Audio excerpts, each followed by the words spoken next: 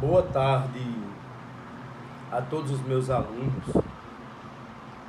Eu quero aqui aproveitar essa oportunidade para falar, dizer, recomendar aos meus alunos algumas leituras sobre os intelectuais brasileiros que explicaram o Brasil, levando em consideração que os três primeiros intelectuais a explicar o Brasil foram exatamente Gilberto Freire, e essa explicação foi dada, né, através do livro Casagrande e Senzala. O segundo grande intelectual que vai também explicar o Brasil, né, é Caio Prado Júnior. E além destes dois, nós temos Sérgio Buarque de Holanda. Sérgio Buarque de Holanda, quando escreveu, né, Raízes do Brasil. O trabalho do Caio Prado Júnior pode ser visto também no livro História Econômica do Brasil. O livro História Econômica do Brasil é muito importante nesse período em que nós vamos ter da própria elite brasileira, né, intelectuais que tiveram sua formação superior, que estudaram também fora do Brasil e procuraram, né, tessiturar as malhas das primeiras, né, grandes teorias para a explicação do Brasil. Nós sempre começamos, né, com Casagrande e Senzala, tá certo? Eu sempre digo a vocês da importância de ler Casagrande e Senzala, né? Por que é importante a leitura de Casagrande e Senzala, né?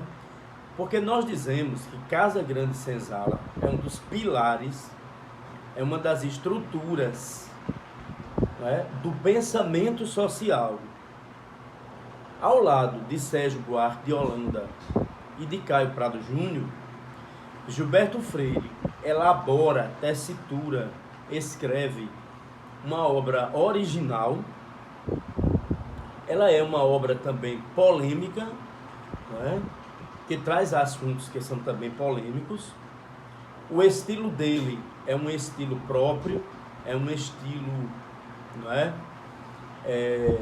literário, e com uma pesquisa da vida cotidiana, uma pesquisa sistematizada, eu diria que uma pesquisa da vida cotidiana, não é, das formas de fazer, dos elementos da vida cotidiana, que a sua preocupação não vai ser uma teoria sobre a formação do Estado, tá certo?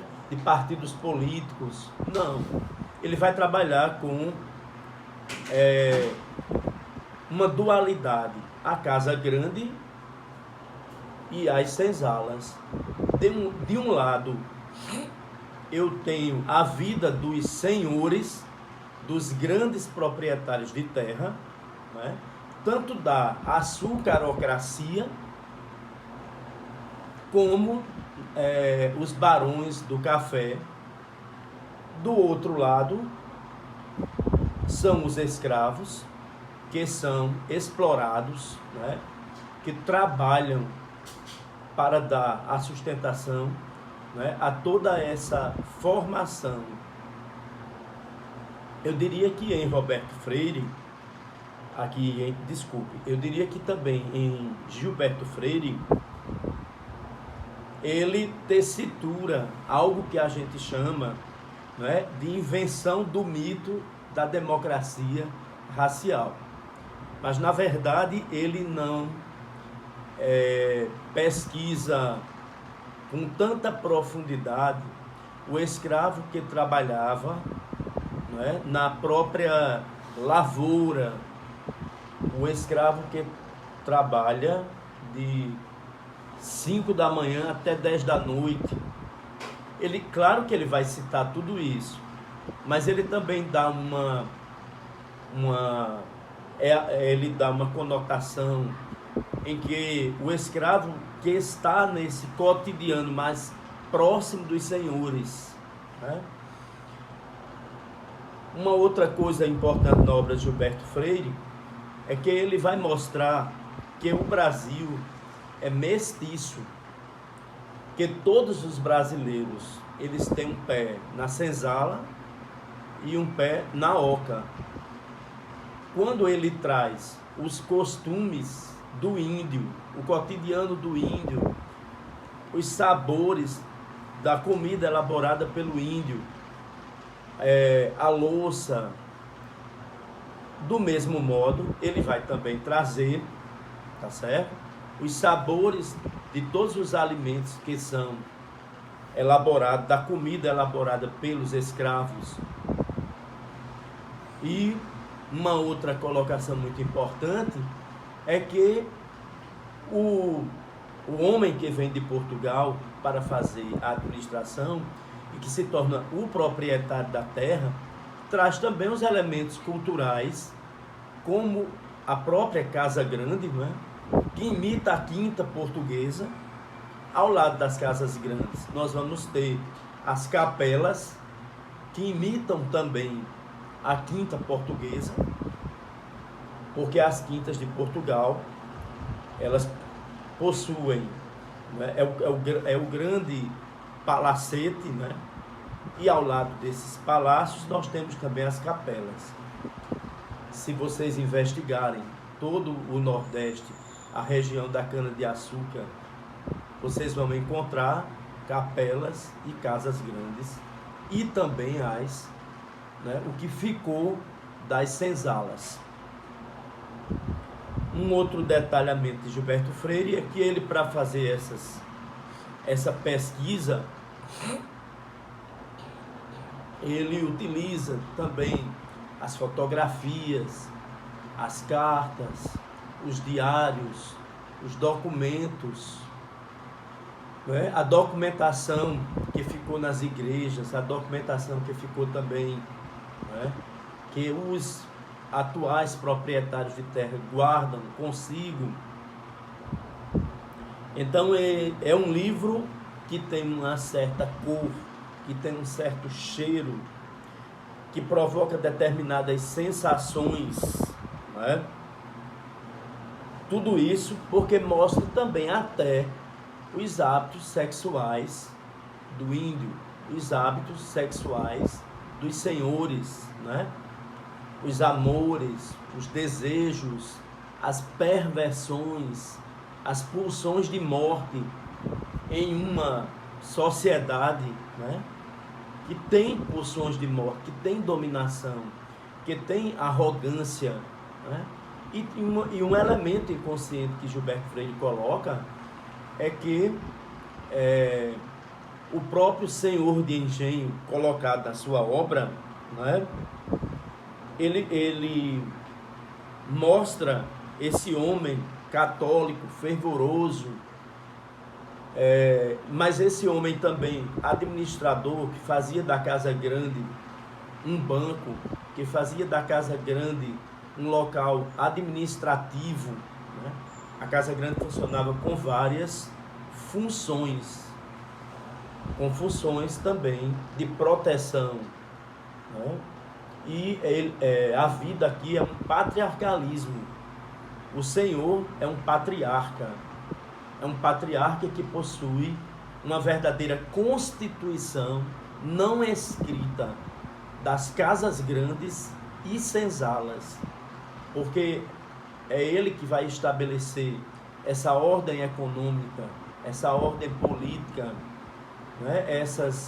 A própria organização da Casa Grande, com seus salões, suas salas, suas mesas, cadeiras, objetos, louças, tudo isso está delineado, né, nessa democracia racial. Democracia racial porque é como Gilberto Freire viu essas contradições, essa exploração, né, mas quando elas se aproximam, o lado do senhor e o lado do escravo, o lado do senhor e o lado do índio, né, então consubstancia esse novo homem no aspecto antropológico, né, e no aspecto também biológico, que é um homem mestiço. Agora vamos também falar um pouquinho sobre a história econômica do Brasil de Caio Prado Júnior e sobre a importância de Caio Prado Júnior para explicação do Brasil. Caio Prado Júnior, ele traz uma interpretação, né? Essa interpretação do Caio Prado Júnior é dentro do modelo teórico metodológico do materialismo histórico dialético. Então ele vai explicar o Brasil analisando a infraestrutura e a superestrutura política, né, jurídica, e a própria superestrutura, a questão ideológica também. Então nós podemos dizer que o intelectual, né, que Caio Prado Júnior, esse intelectual, explica o Brasil a partir da tese de que houve uma colonização efetivada pelos portugueses. A partir disso aí, né, ele vai dizer que o Brasil contemporâneo tem uma genealogia, tem uma arqueologia exatamente nessas diversas fases, né, pelo qual passou o Brasil, e que isso vão dar os elementos formadores da sociedade brasileira.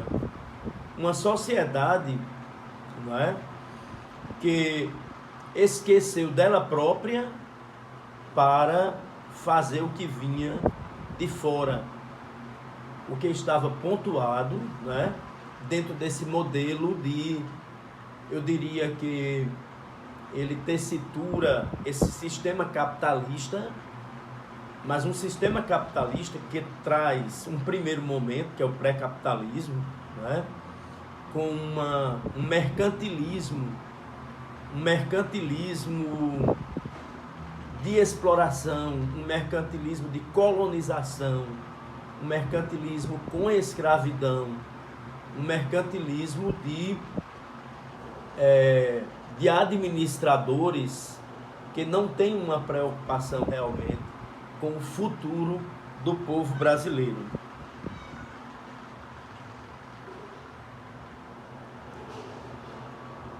Então, desse modo, nós vamos encontrar aqui o método de Marx, e junto ao método de Marx, contribuições, né, de aspectos históricos, porque ele vai trabalhar o Brasil colônia, o Brasil das capitanias hereditárias, o Brasil dos governadores nomeados pela metrópole, o Brasil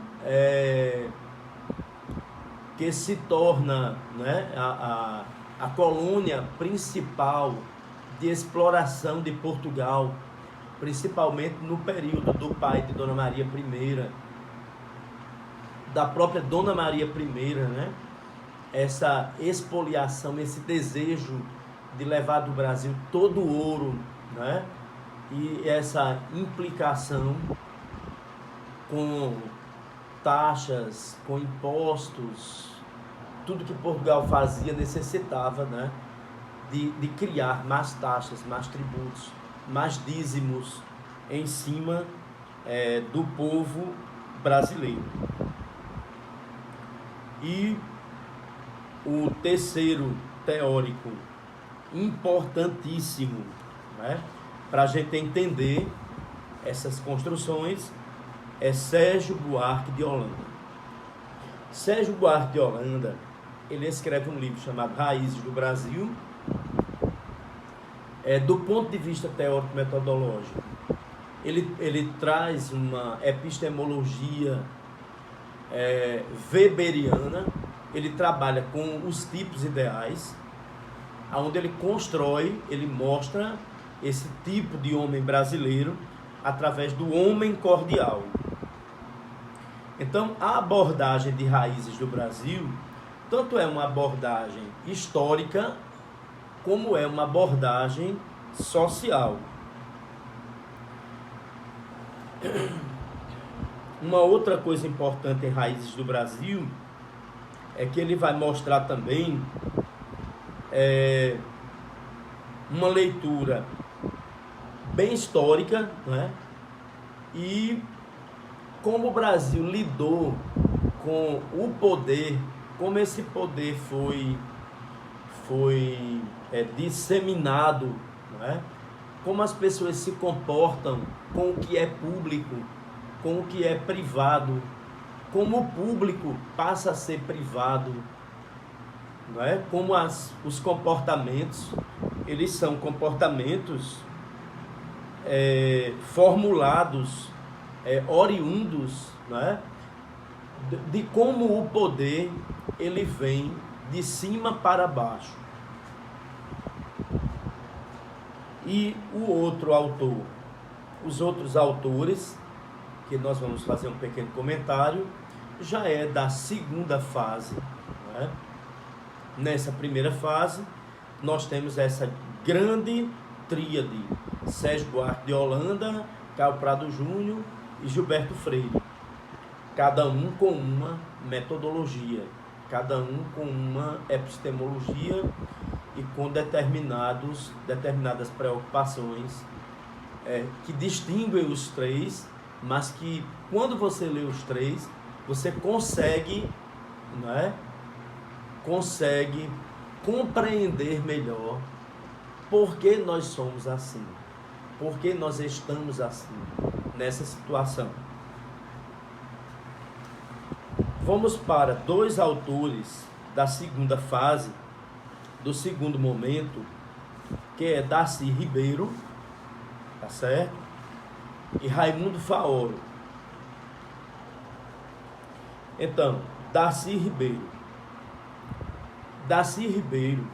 ele escreveu, ele é um dos intelectuais mais importantes, né? Foi doutor honoris causa 2 vezes, foi reitor da Universidade de Brasília, ele teve que ser exilado e tem uma verdadeira obra que merece ser contada, lida, fichada por todos nós. No povo brasileiro, Darcy Ribeiro mostra o processo civilizatório, né, no Brasil. É um verdadeiro encontro, ele mostra um verdadeiro encontro entre os portugueses que chegavam nas terras brasileiras e os índios, né? Como se deu esse encontro. É uma verdadeira antropologia no sentido, né, das lutas travadas, da forma como aconteceu a exploração, não é? O enfrentamento de mundo desse povo na busca contínua de riquezas, né, de projeção social. E o livro traz vários Brasis, não é? Porque eu sempre digo que o livro é importante demais e que traz vários Brasis, porque ele vai, não é, mostrar o que é, o que foi, como foi criado, tá certo? Esse Brasil crioulo, esse Brasil que ele chama de Brasil caboclo, o Brasil que ele chama de Brasil sertanejo, né? Do homem do sertão, o Brasil que ele vai chamar de Brasil caipira, e os Brasis sulinos. Então, esse autor foi capaz, né, de modo muito apaixonado, tá certo? Mostrar a história, o caráter do povo brasileiro, com traços mestiços.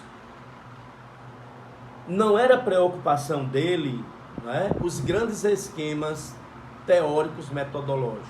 Não era preocupação dele, né, aquele foco de análise centrado nas questões da formação do Estado, mas sim do povo propriamente dito, né, dessas identidades e das diferenças que provocam um verdadeiro movimento dentro, né, da própria formação da identidade do brasileiro. E por último, eu venho aqui falar um pouquinho também do livro chamado Os Donos do Poder.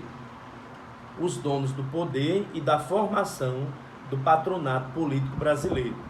É a obra de um advogado que foi da Ordem dos Advogados do Brasil, né? Um homem muito preocupado com democracia, com igualdade, tá certo? Que é Raimundo Faoro.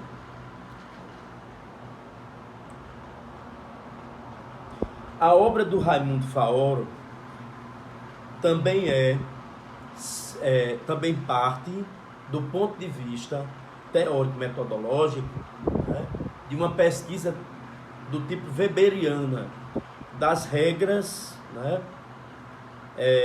do Weber, das ideias do Weber, do Max Weber. Então ele estuda esse estamento burocrático que tem origem lá na dinastia de Avis, né, na antiga dinastia de Portugal, né, depois na dinastia de Bragança. E esse estamento burocrático é quem vai definir o tipo de sociedade que veio se formar no Brasil colônia, e que depois do Brasil colônia, tá certo? Essa sociedade estamental foi também, não é, objetivada no Brasil imperial, como o imperador Pedro I, como o imperador Pedro II, né, e da sua continuidade dentro da Primeira República, da República do Café com Leite, e chega até de Dom João I a Getúlio Vargas. Então é muito interessante fazer a leitura sistemática da tese do Estado patrimonialista e da tese desse Estado e dessa sociedade patrimonialista e burocrática ao mesmo tempo, aonde ele vai tessiturar exatamente a fase da história de Portugal. Ele começa nessa fase da história de Portugal, né, da realização do Estado português, de como ele vai se consolidar, como ele vai ser objetivado, a passagem da Casa de Avis para a Casa de Borgonha, da Casa de Avis e posteriormente para a Casa Bragantina, e como a Casa Bragantina vai administrar todos esses bens, né? Vai criar essa burocracia palaciana de poder, e como isso vai chegar no Brasil, a ponto, né, de mostrar o poder dessa burocracia, um poder tão forte, um poder tão, né, cheio de mandos, tão cheio de estruturas, quanto o poder das propriedades rurais e das casas grandes e senzalas, tanto na época da açucarocracia, como na época, né, do café, dos grandes senhores do mundo do café. Uma outra coisa que eu gostaria de dizer a vocês, essas leituras que eu fiz, de História Econômica do Brasil, do Cabo Parado Júnior, Casa Grande Senzala, de Gilberto Freire, O Povo Brasileiro, elas foram leituras que eu tive a oportunidade de ter uma professora chamada Dalci da Silva Cruz, e na disciplina do mestrado em Ciências Sociais, há décadas atrás, Dalci, ela fazia os grandes seminários, né? Aqueles grandes seminários em que cada aluno ficava com um desses livros para fazer a apresentação do seminário, fazer o fichamento de todos esses livros, né? Ela ensinava também como a gente deveria ler, deveria fichar, deveria elaborar tudo isso. E a grandiosidade do ensino de Dalci fez com que a maioria dos seus alunos se interessassem por essas leituras dos explicadores do Brasil. Ela também trabalhava com Celso Furtado, trabalhava com outros autores, Florestan Fernandes, mas hoje eu preferi só concentrar um pouco da minha fala a partir desses três pilares, né, da formação intelectual brasileira e da antropologia e da sociologia brasileira. Dalci, posteriormente, foi professora da minha filha, no mestrado de Ciências Sociais e no curso de Ciências Sociais. E os alunos, quando descobriram, né, que Dalci tinha sido professora também dos pais dos alunos, né, carinhosamente também chamavam, claro que sem ela ver, mas de uma forma carinhosa, né, vovó Dalci. Porque ela foi assim uma espécie de grande, ela é, né, uma grande intelectual da Universidade Federal do Rio Grande do Norte, fez mestrado na área de Sociologia Rural, depois defende uma tese sobre os explicadores do Brasil, uma tese de doutoramento, que teve como condutor um ex-aluno dela, né, que foi o Williton Germano, um professor extremamente dedicado, tanto ao mestrado como ao doutoramento da área das ciências sociais. Então eu agradeço aqui a vocês por terem me escutado